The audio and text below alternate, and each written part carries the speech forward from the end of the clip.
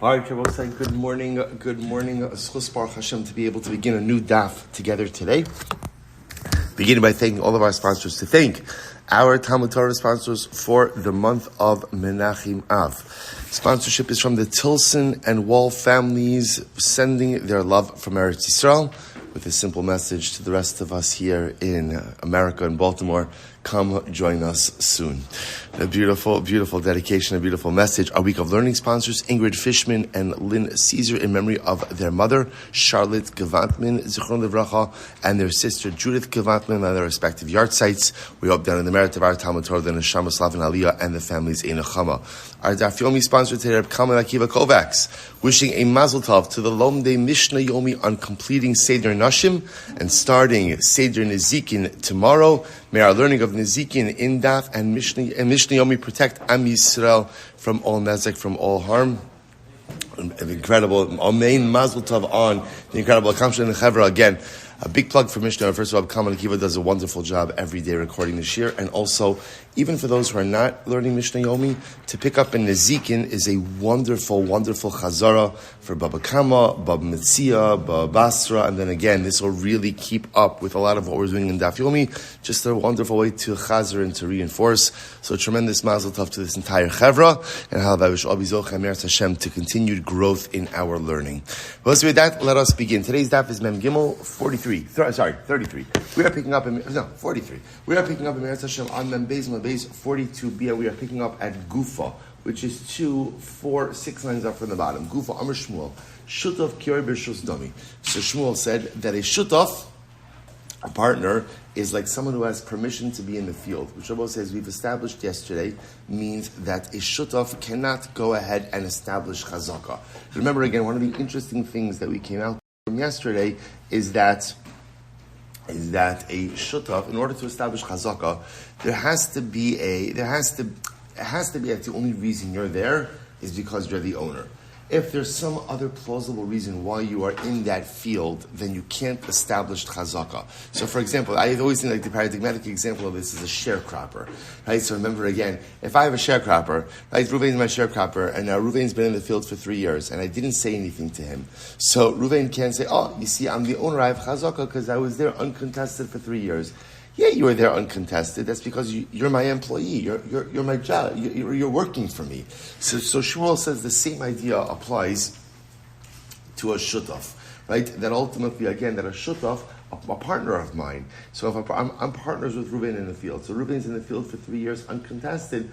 Reuven can't claim chazaka because as a shutaf, as a partner, it makes sense that he's there. To which the Gemara says, "My kamash malon shutfas ein lo chazaka." So what is Shmuel coming to teach us? That a shutaf can't establish chazaka on his fellow partner's property. Leima shutaf ein lo chazaka. So just say it. Just say it. In other words, why are you phrasing it as shutaf kiyori b'shus? Right? That a shutaf is like someone who's going ahead and coming down with permission. Why don't you just say that shutaf doesn't have chazaka? Amra Nachem, Amra Baravua, Lomar Shenotel B'Shevach HaMagil Ksefayim B'Sada She'ena Asuyalita Kisada HaAsuyalita. Something with YouTube, I wasn't sure exactly. It's recording on the. So ultimately, again, so he says the following. That ultimately, again, someone who goes ahead, so a shutaf, Lomar Shenotel B'Shevach HaMagil Ksefayim. Well, so we've had this expression before. Shevach HaMagil Ksefayim means that ultimately, again, fully mature produce.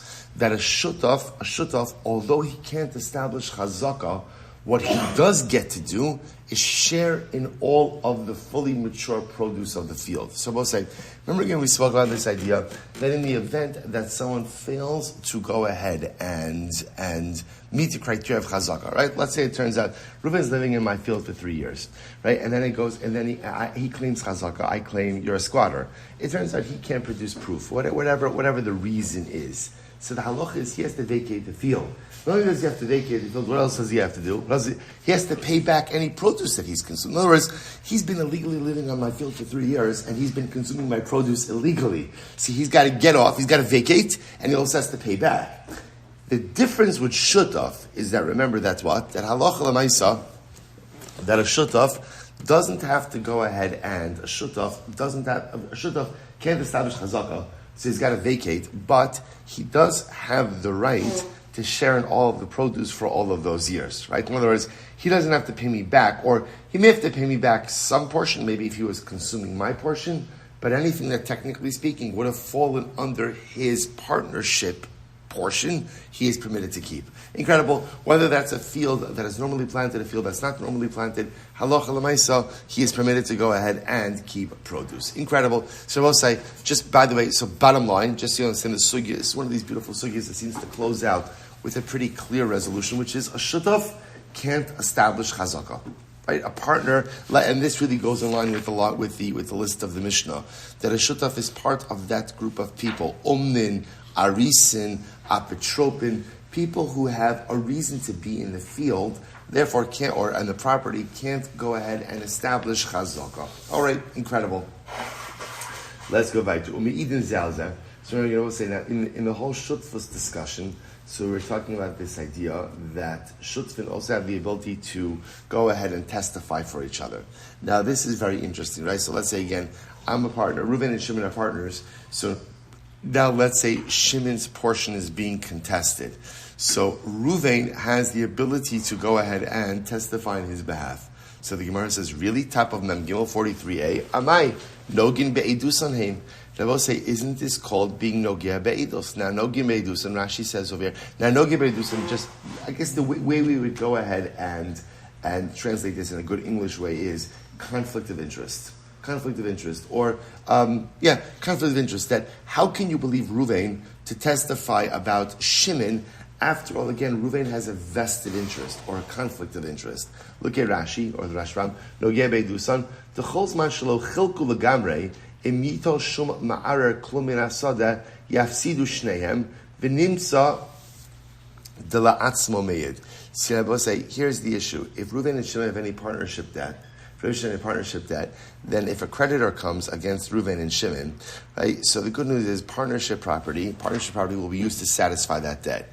If there's no partnership property, it could be that they're going to be separately liable. So therefore, Reuven wants Shimon to have this property, right? Why? Because as long as Shimon, the partner, remains vested in this property, then partnership debt can be collected from jointly owned property. If one of the partners were to lose this property, then halacha l'maisa, again, it could put the other partner out. So the idea over here is, how can you say that Reuven has the ability to go out and testify for Shimon?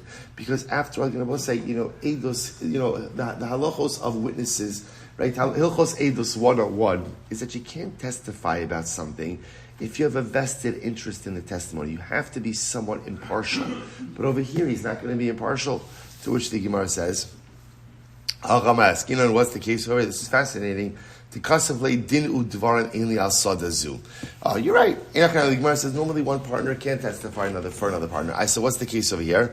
Where Reuven writes to Shimon, I have nothing to do with this field. Now, Bepashtos, what that sounds like, what's happening over here? That Reuven is removing himself from the field. He has no ownership interest in the field. He's essentially yielding everything to Shimon.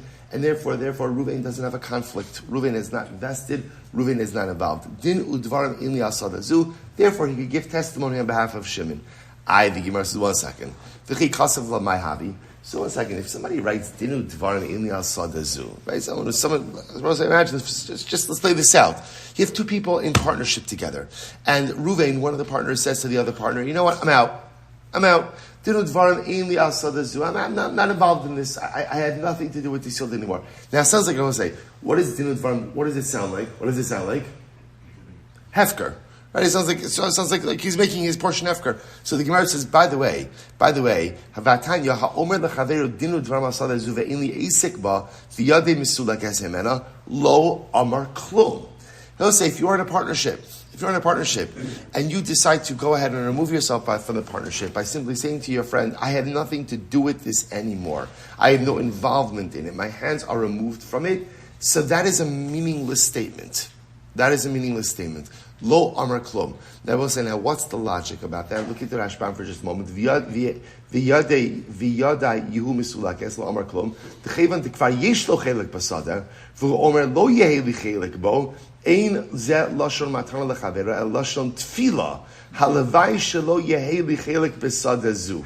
So I said, this is incredible. When you own something, in order to, or you're in a partnership, in order to divest yourself of that partnership, there has to be a manner or a mechanism of conference. In other words, you could get out of a partnership by gifting your portion to your partner, by selling your portion to your partner, but just saying, kind of like, ta-da, I'm out, just like, so essentially the Rashbam says, when someone says something like that sounds more like an anticipatory wish, right? I wish I was out of this partnership.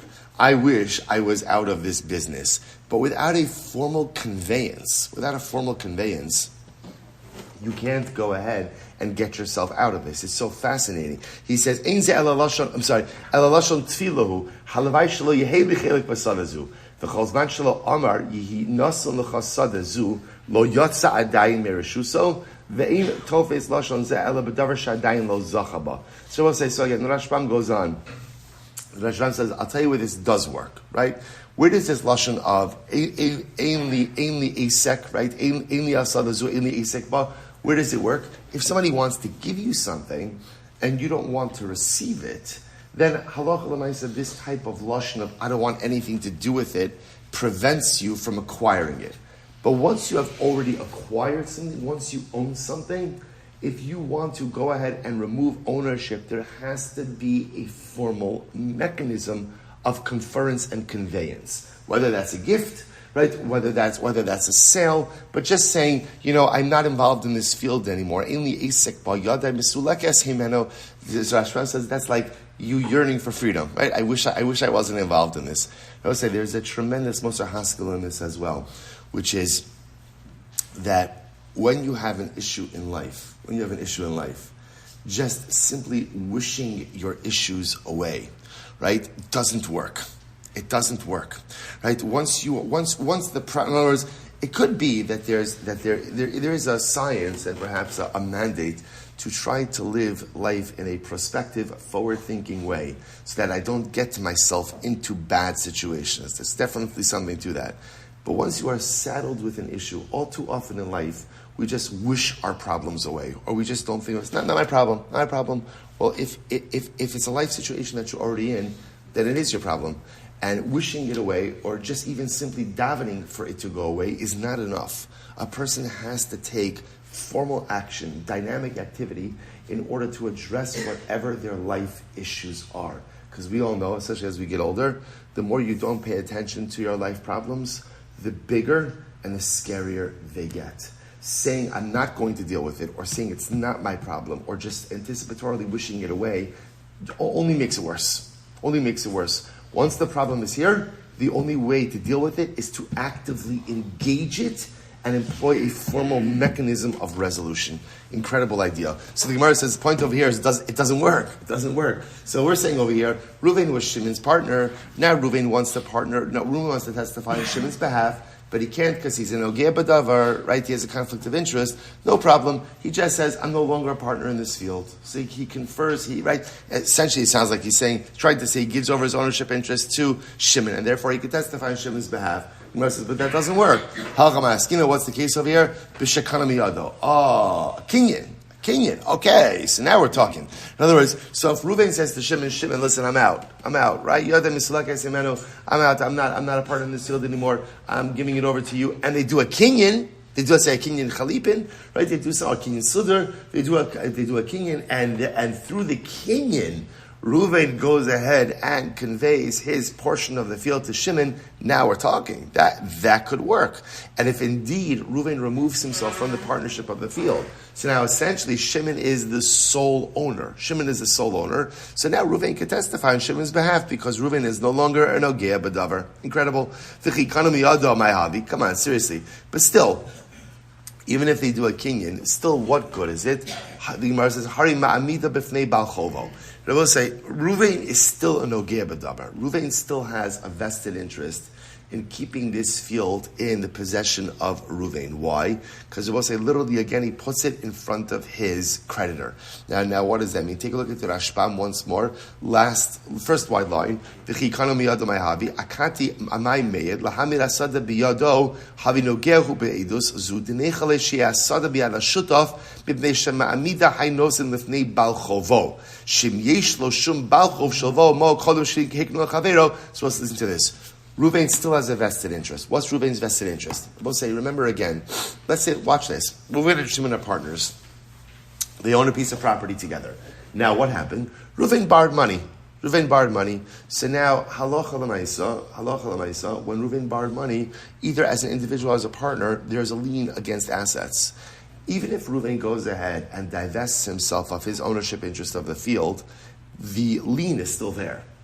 The lien still exists, right? As such, Ruvain may have a vested interest in keeping this property with Shimon, so that should Ruvain not be able to go ahead and satisfy his debts, the lien on that property, that encumbered property, still remains in the hands of someone who Ruvain knows. So therefore, again, even though Ruvain has no active ownership interest in this, if there are pre-existing liens on this property, Ruvain would want it to stay with Shimon so that he knows where that property is should it be needed for collection, which means that Ruvain still has an interest in the testimony, and if Ruvain has an interest in the testimony, that would seem to invalidate him as a witness. Fascinating. So the Gemara says,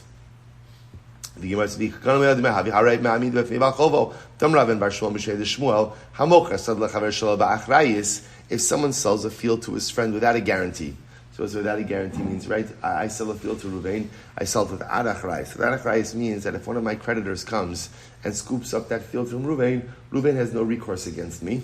Then what's the halacha? Ein meyed lo aleha. I can't testify on Ruvain's behalf. Right? So let's say I sell a field to Ruvain, and then someone comes and questions Ruvain's ownership on that field, challenges his ownership on the field. And Ruvain says, Silber, can you come to Beis Din and testify on my behalf that you sold me the field? I can't testify on Ruvain's behalf. Why not? Because Rabbi say, interestingly enough, as much as I did sell the field to Ruvain, I have a vested interest in that field remaining with Ruvain, somewhere where I know that it is, or with an owner that I know, because in the event that field secures some pre-existing debt of mine, I have a vested interest in the field remaining with Ruvain. So the Gemara says, what's the case? The kabel alai achrayis. The case is where Ruvain accepted achrayis, right? So we'll say, so this is getting very complicated over here, right? So Ruvain and Shimon were partners. So now just to play this all out over here. So what's happened? So first of all, Ruvain has gone over to Shimon and he says, Shimon, I'm not involved in this field anymore, right? I have nothing to do with the field. The other didn't I have nothing to do with it. He bolstered that with a kinyan. So now he's really relinquished ownership. But the Gemara says, still, how could Ruvain testify on behalf of Shimon? He's still a nogea b'davar. He still has a vested interest in it. Because again, in terms of being a source of repayment for debt. What's the case over here? The case here is Ruvain accepted upon himself achrayis. So Gemara says, achrayis diman. Responsibility for what? Inema achrayis da'alma. If it's ultimately, again, achrayis for any creditor that may come from the world, kol shekin denechale, then all the more so that Ruvain wants that property to remain in the possession of Shimon. Ella, achrayis ta'asyale machmas. No. What Ruvain accepts is as follows. Ruvain says to Shimon, listen, anyone, in other words, here's what we're doing over here. Step one, I'm getting out of this partnership. Right? Step two, we're bolstering my partnership removal with a kinyan, or my partnership exit with the kinyan. So now you're the full owner. What about the fact that this land may be mortgaged, right, for pre-existing debts that I, Ruvain, may have? Shimon, I'm guaranteeing it. If anyone comes and seizes the property from you in satisfaction of my debt, of Ruvain's debt, I agree to make you whole. So we'll say, in a case like that, when you put all of those ingredients together, then we're suggesting that halacha l'maisa, Ruvain could testify on behalf of Shimon that Shimon is the owner. Why? Because given all of those ingredients, Ruvain he's not nogea b'davar. He no longer has a vested interest in Shimon keeping the property, because l'maisa, again, we've checked all the boxes, right? He's removed himself from the partnership. right? He's bolstered that removal with a kinyan, and he has guaranteed Shimon that should the property be seized by any of his Ruvain's creditors, that Ruvain will make Shimon whole. In a case like that, when Ruvain shows up in Beis Din, he has no longer any vested interest in this testimony, and therefore we're able to accept him. Beautiful. The Gemara says, 1 second. But 1 second. Let's go back for just a second. When Ruvain removes himself, right, ultimately, again, from this partnership, right, is he really able to remove himself in totality? After all, the Gemara says, this is a very interesting case. B'nei Ir, shenignav sefer Torah shalayim. Listen to this. You have a city, you have a town, and what happens? The town's sefer Torah was stolen. Was stolen. Ein danin b'dayane osayir. So the judges of that city can't adjudicate that case. Right? You have to bring in another Beis Din to adjudicate that case. And ultimately, again, the people of the town can't testify. Now, why is this? Take a look at Rashi. The Rashban says over here, Vatanya, Taimad Mishum Di'ikal Memar Kinyun Yohi, Da'avad Kadesh Yoid Alav, Viamidenu Biyado. Now, here's what's interesting about this. First of all, look at the rest of Rashi. In Danin Agana Vutoin Lekafti with Dam Raya Edim Shara Osha Niglav Oshim Eden Shazel Sefer Toshal Osair to Kulon Shutfin Vinogin Be'edusan. So this is interesting. The Gemara now questions this entire premise of Ruvain going ahead and removing himself from Eidos, right? So here's what's interesting.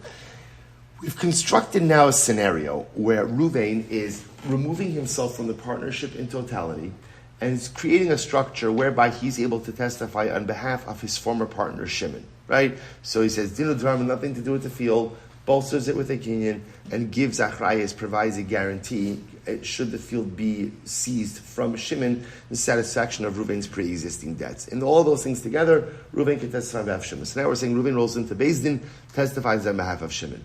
The Gemara says, aren't we concerned that maybe there's like a little bit of, what's the word over here? Crooked kite happening. Meaning what? That Reuven is going to withdraw, come and give the testimony, and then what's going to happen the next day? Shimon is going to give him back his portion.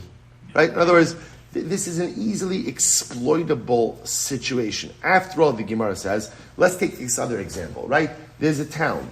Right, the town of the Sefer Torah was stolen. So the Gemara says, by the way, the Dayanim of that city, right, the basin of that city can't go ahead and adjudicate the case. I will say now, right, and the people of the city can't be witnesses. Now, why not? Because I will say the assumption, by the way, the way that, just so you understand, this is fascinating.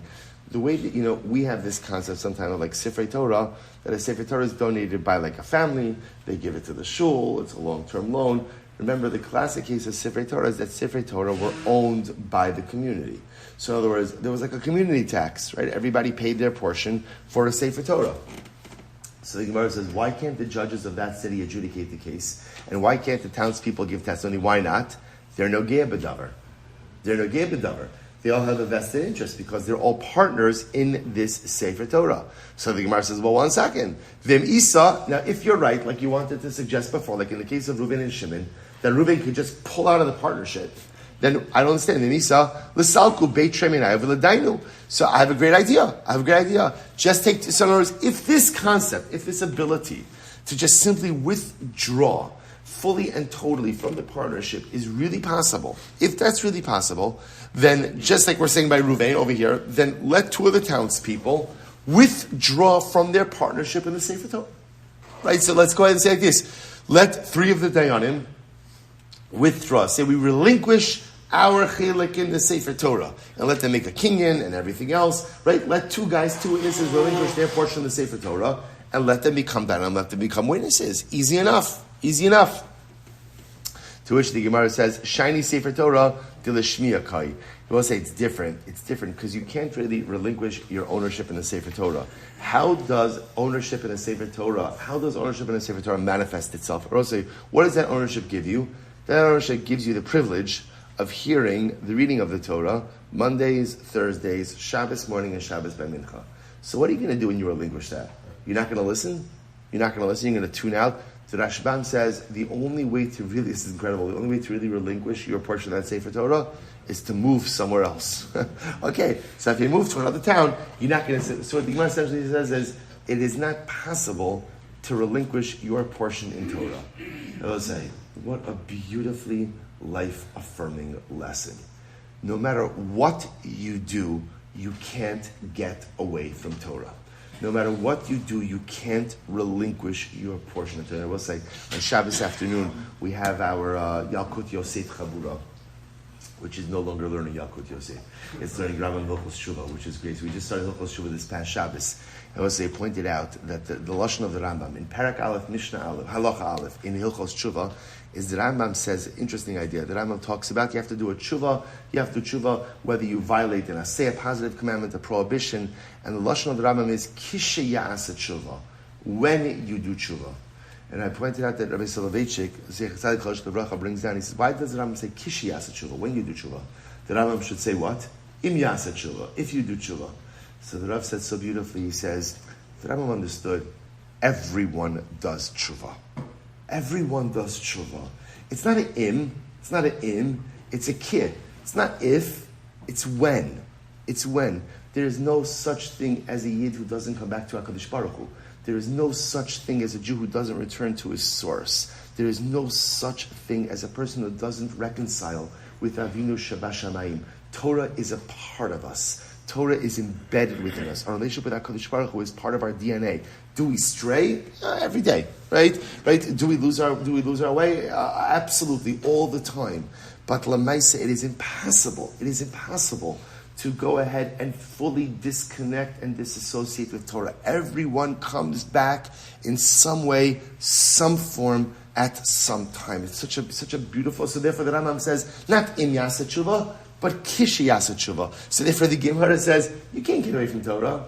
You can't. What are you going to do? You're going to divest your ownership interest in the Torah? You can't do it. You can't do it. Even if you, and by the way, if you move to another town, so okay, you're away from this Torah, but you're still going to be a part of that Torah. It's incredible. So goes back to so Tashma Homer Tnumana Libnei Iri. So listen to this. A guy says, "Give a money to the residents of my town." Right. So Reuven says Reuven is a generous guy. He wants to give a money to his townsfolk. So I say, so now let's say there's some type of dispute.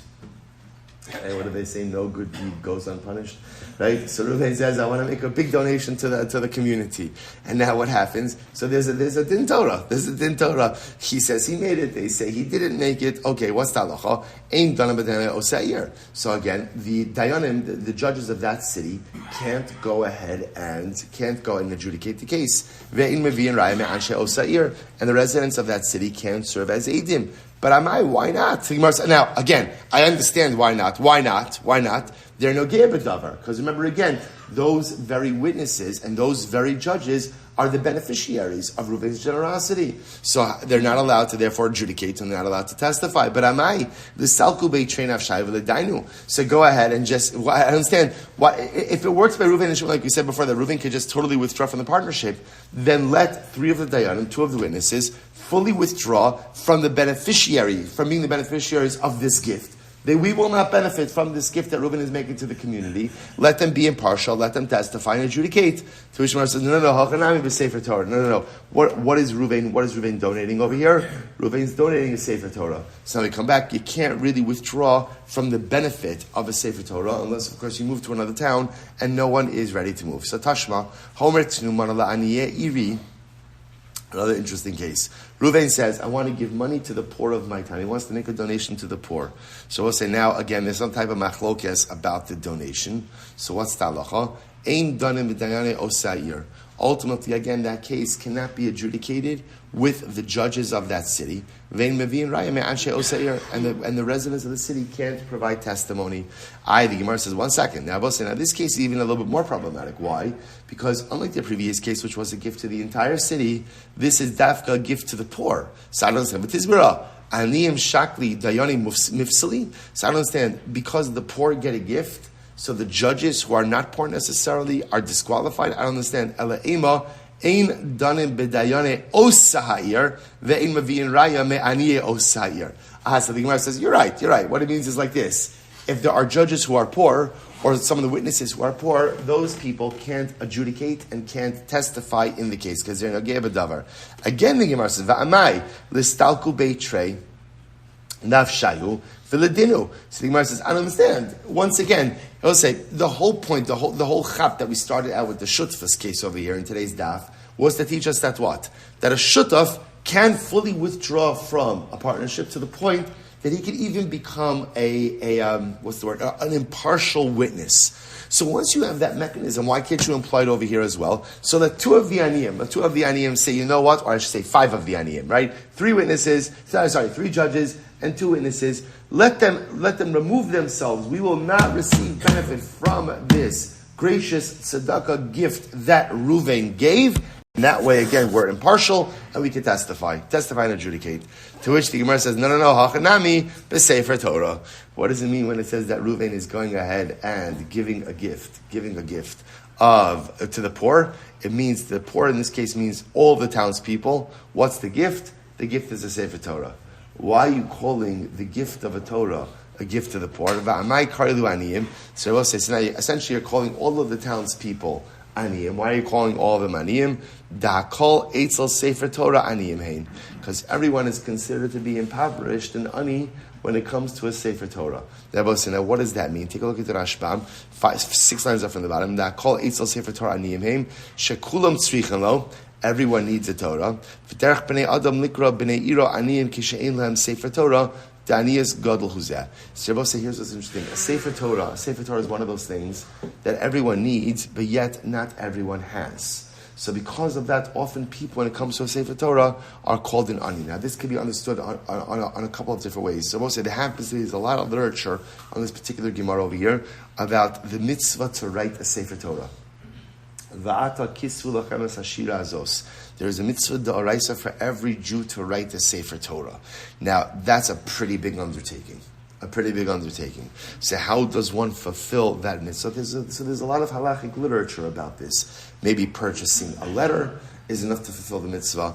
Doing it in partnership, having svarim in your home, maybe that's enough. So the point over here is that the mitzvah of writing a sefer Torah is a big mitzvah.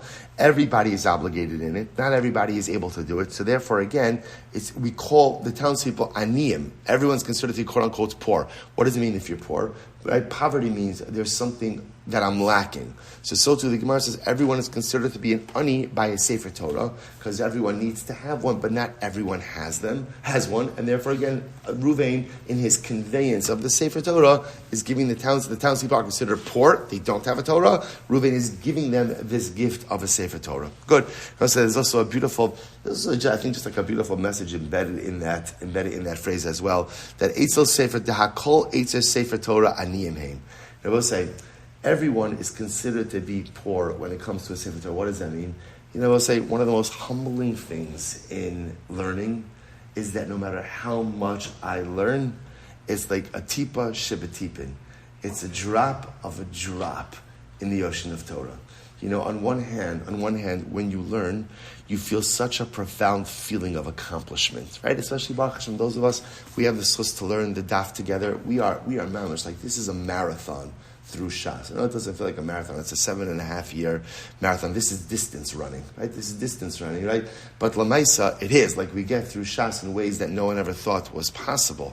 There's a profound sense of accomplishment. But yet at the same time, learning is a very humbling experience. Because for everything that I realize that there's so much that I don't know. There's so much that I haven't even touched. There is so much that I haven't even begun to explore. Isn't it overwhelming to think there are svarim that I haven't even opened up yet? Right? Svarim that I haven't even, I'm not a young person, right? Svarim that I haven't even like cracked it open yet. You would think at this point, all right, at least you've seen everything.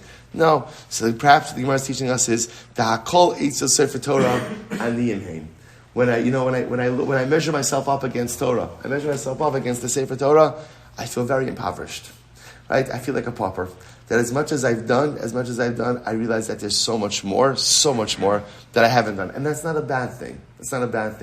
We'll say, so sometimes just like the pauper realizes that, perhaps if he works hard enough, he could change his financial circumstances. If he works hard enough, maybe even a couple of jobs, he could turn things around. So when I stand next to Torah, I might feel like a pauper. But the good news is, if I get my act together and I push myself a little bit more and recognize, no, it's not just enough to learn in the mornings. I have to learn in the evenings also. And I have to push myself, and I have to do it. It's not just enough to do Daf Yomi. Maybe I have to take on Mishnah Yomi. Maybe I have to take on Hilchos Shabbos. Maybe I have to take on Yerushalmi. Maybe I have to take on a Chasidus, a Halacha Chabura. I have to take on so many different things. Again, I might feel like a pauper. I might feel like a pauper right now. But just like the pauper has the ability to change his circumstances and to Mir Hashem extricate himself from the clutches of poverty, even though when I stand next to my beautiful Torah, I feel a little bit insignificant and I feel like I don't measure up. Okay, it's time for me to roll up my sleeves, to do something about that feeling, to extricate myself from the clutches of spiritual poverty and to make myself into something great. The Gemara Seviva saying the other possibility is the Olam Kidiktani. Ani Mamish. Maybe not. Maybe it's, as we said before, that Reuven is giving over a gift. And he's mamish giving over a gift of tzedakah. The Gemara says, "Ube'aniye diramau alayhu," and we're talking about cases of Rabbosai of where the community has an obligation to support the aniyim. Ve'echidami. So I'll say, so now it makes a little bit more sense. Reuben is giving a gift to tzedakah. So I'll say, so why is it that the townspeople can't adjudicate that case or can't testify? Why Rabbosai? Because we're talking about a situation where in the town everyone has an obligation to pay a tzedakah tax. So here's the good news. What's the good news? If Reuven goes ahead and makes a nice donation to the aniyim, then what does that do? That frees up the rest of the townspeople from having to pay. So if that's the case, everyone is a nogea. Everyone is. There's a better word for nogea than a conflict of interest. What am I missing? What is it? Not a bias. What? Partial? Okay, nogea. We're just going to go on nogea. It's a vested interest. A vested interest is, but I feel like there's a better English word for it. Okay, he's nogea, but it's a vested interest in seeing the testimony go a certain way. So now in this case, even though Reuven is going ahead and giving a gift to the aniyim, but that gift to the aniyim benefits everyone else. That's why the townspeople can't adjudicate it, can't give testimony for it. I think we're saying, well, what's the case? Hechidami. Idi kitzlu. So I'll say if we're talking about a case where in the town there was a defined tax, everyone paid a certain amount into the tzedakah fund.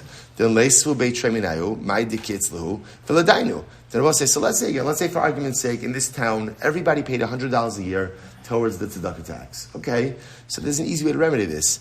Let 5 guys, 3 witnesses, three judges and 2 witnesses say, you know what, we're going to pay our tax regardless of Reuven's gift, we're going to pay our tax.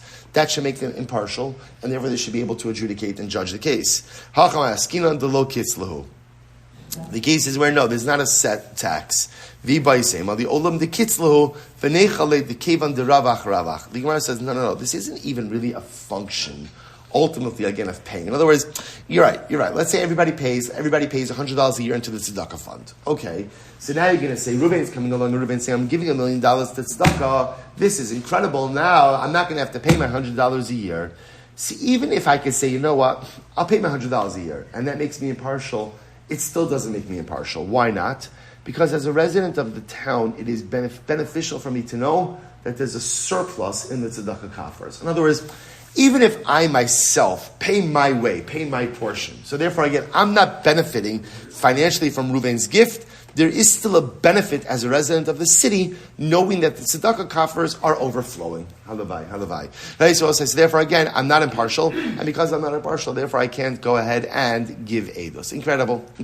I will say, so again, what's the takeaway from here? The takeaway from here is, remember again, I will say, how do we get into this? You're like, I have no idea. I'm asking myself that question for years. Right? How did I get into this? I will say, so the nice thing, again, remember, the way we got into this is because, just to follow the train of thought, we said a shutaf can't establish chazaka. Right? A partner can't establish chazaka. Once we started talking about partners, the Gemara had a brisa. The brisa said that partners could testify for each other. The Gemara said, partners could testify for each other? They're nogea b'davar, right? They have a vested interest. So therefore, again, they're biased. Right? We'll just use it, right? They're biased, and therefore, again, can't testify. So the Gemara tried to come up with a case of where a partner could testify in his death. So how did he do that? Number one, he withdrew from the partnership, backed up that withdrawal ultimately again with a kinyan, and number three, made a personal guarantee to the partner, right? Reuven made a personal guarantee to Shimon that should the former partnership property be seized in satisfaction of any Reuven's pre-existing debt, Reuven will make Shimon whole. That's why he could withdraw from the partnership, and therefore once he does that, he has no vested interest in anything. Reuven can testify on behalf of Shimon. The Gemara then just took that and tried to apply it to other cases. Good, that's the whole sugya. Weiter. Nas and Shomer Sachar Zelazeh. Furthermore, still in partnership, I will say, partners become a Shomer Sachar one for the other. One for the other, right? So when Reuven goes ahead and watches something, right? In this case, Reuven and Shimon are active partners. So Reuven watches something for Shimon, Shimon watches something for Reuven. They are considered to be Shomer Sachar. I'll say, what's the ramification of being a Shomer Sachar? Shomer Sachar is chayiv for Geneva va'aveda. If the object you're watching is stolen or is lost, you are chayiv for that. The Gemara says, 1 second, amay, shmir v'bailami. All right, we'll say a little bit of a blast from the past over here. Bab Metzia days. I will say, remember again, we learned this, that there's a patur of Baal of Imo. Now this patur ultimately, again, this exemption is really written by Shoel, right? And normally if you borrow something from someone, so the whole chap of a Shoel is, remembering I will say the way it works with liability is, the greater the benefit, the greater the liability. So a Shoel has full use of an object, the borrower. Now, the one thing the Torah says is, if I borrow something from Reuven, and the owner is with me, Baal of Imo, then I'm Pater. So remember, I was saying in the Gemara, we redefine what does Baal of Imo mean. Baal of Imo means that the owner of the object is employed by me at the time I borrow his object.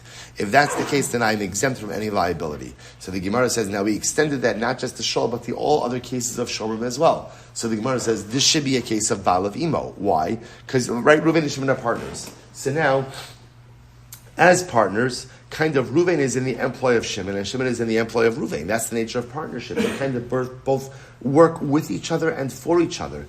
If that's the case, then there should never be any liability for anything that happens to the object that either of them are watching, because it should be Baal of Imo. No. The nature of their relationship was that there was never any simultaneity. Rather, again, Reuven would say to Shimon, you work for me today. Essentially, you watch the object today, I'll watch an object tomorrow. So because there was never any simultaneity, at the time that Reuven was working for Shimon, Shimon was not working for Reuven. At the time that Shimon was working for Reuven, Reuven was not working for Shimon. So because of that, again, there was no Patur Baal of Imo, and therefore they are Shomer Sachar one for the other. Beautiful. Beautiful. Tanur Rabbanan. We'll say 43b, third line down. Tanur Rabbanan. Machar lo bayis. Machar lo sada. Ein meyed aleha meishach lo yusala. So we'll say, now watch this. If I sell to Reuven a home, or I sell to him a field, I cannot test this. So now let's say Reuven is the owner, let's say Reuven's ownership is contested. So Reuven says, Silber, can you come to Beis Din for me and testify on my behalf that you sold me the field? So the halacha is, I cannot. I as the seller am not believed to be a witness. Why? For the very simple reason I will say, because I have a vested interest in this. So I have a vested interest in this. Because I will say, if it turns out that the field is taken away from Reuven, guess who Reuven's coming back to? Who's he coming back to? He's coming back to me. Because I sold him the field, right? And therefore I have achrayus for the sale. And therefore, aloha l'maisa, again, I can't walk into Beis Din and give testimony on behalf of Reuven because I have a vested interest in the field remaining with Reuven. However, machalo para machalo talis, but if I sold Reuven a cow, or I sold him a talis, meyed lo alaha, and again, now his ownership is contested, I can testify on his behalf. Why? Because I don't have achrayus for it. I don't have any responsibility. In other words, if Reuven loses the cow, or if the cow or the cloak is seized from Reuven has no recourse against me.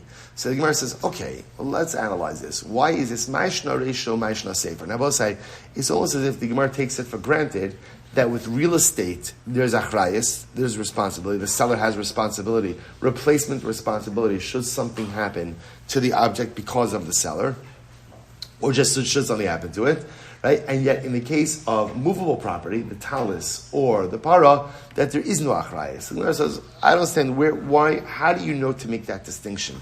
Ma'ishna reisha, ma'ishna sefer, Amar Rav Sheshes, reisha, watch this. We'll say, okay, so now, okay, here we go. This is a bit more complicated than we originally thought. It always is. So I would say, watch this. Here it is. Ruvain shegazal sada mishimin. This is a great case. Ruvain stole the fields from Shimon, umachra leLevi, and he sold it to Levi. Right? So Ruvain, thief, steals it from Shimon, sells it to Levi. Va'asi Yehuda v'kama arer ale. Now watch this. Now Yehuda shows up, and he says, by the way, the field is mine. Right? The field is mine. Yehuda is saying that Ruvain was never even the owner. Right? The field always belonged to me. So again, Ruvain steals from Shimon, sells it to Levi. And now Yehuda challenges Levi's ownership in Beis Din, saying the field belongs to me. The field never even belonged to Shimon. It's mine. Okay. So I'll say, so now here we go. Delo lezel Shimon la'asid leLevi. And I will say, so now we're suggesting Shimon can't testify on behalf of Levi. Now I will say, now remember again, who's Shimon? Shimon is the original owner. So Shimon can't testify on behalf of Levi that the field belongs to Levi. Why? Denecha le dahadra. So we'll say ultimately again, because why? Because halacha l'maisa, it is Levi. Shimon has a benefit ultimately again to Levi that he wants the land to come back to him, but for now he wants the land to remain with Levi. The Levi who heichi matzi mafik. So we'll say, so here's what's interesting. Okay, so let's play this out once more. Okay, Ruvain stole the fields from Shimon, sold it to Levi. Okay, Yehuda now comes to Beis Din and challenges Levi's ownership claiming to his. So now what we're saying is like this. Shimon, now remember who's Shimon? The original owner, can't come and testify on behalf of Levi that it belongs to Levi.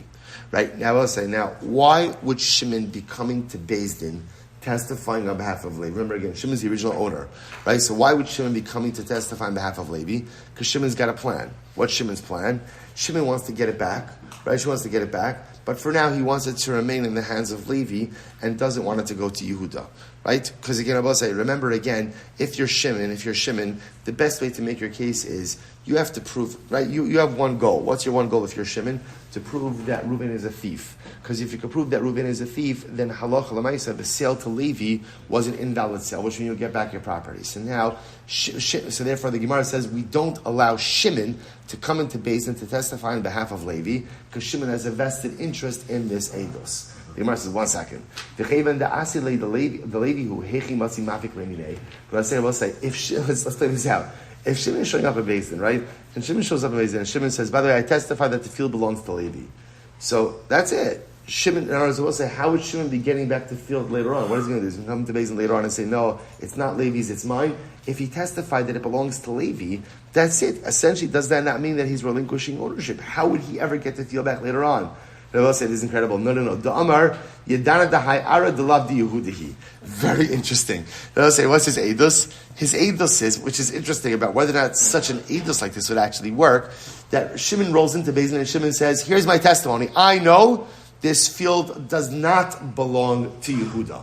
That's what I know. So it's interesting. So what Shimon's testimony would do is it would keep it out of the hands of Yehuda, but it's not firmly placing it in anyone else's hands. And if you're Shimon, that's your goal. I want to keep it out of the hands of Yehuda without taking a side as to exactly who the owner is, right? And like this, it kind of keeps it in play a little bit. That's the testimony. So the Gemara says, we don't believe Shimon for that testimony. Why not?